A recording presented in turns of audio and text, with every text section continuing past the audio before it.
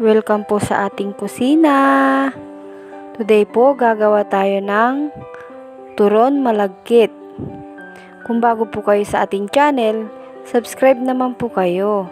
And then click nyo na rin po ang notification bell para ma-notify po kayo sa aming susunod na video. Keep on watching!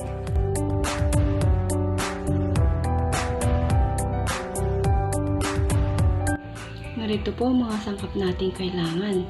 Meron po tayong malagkit, lumpia wrapper, and then yung ating brown sugar.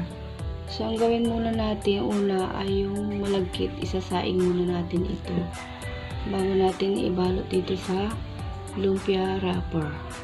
So, ayan, magsisimula na po tayo. So, ayan po, sinain na natin yung ating malagkit. Ayan, mahinang apoy lang po. Kung paano kayo magsaing ng kanin, ganoon din po sa malagkit. Ayan. So, ito na po yung ating nasaing na malagkit.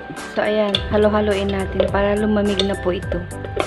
Para maibalot na natin ito sa lumpia wrapper. So, ayan.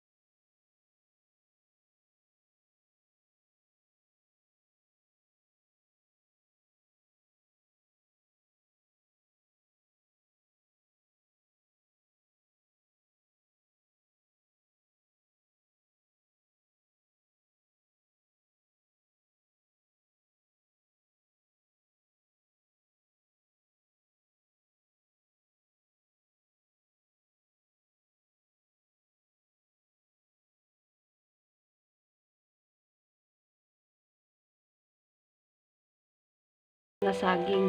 Ganun lang din po ang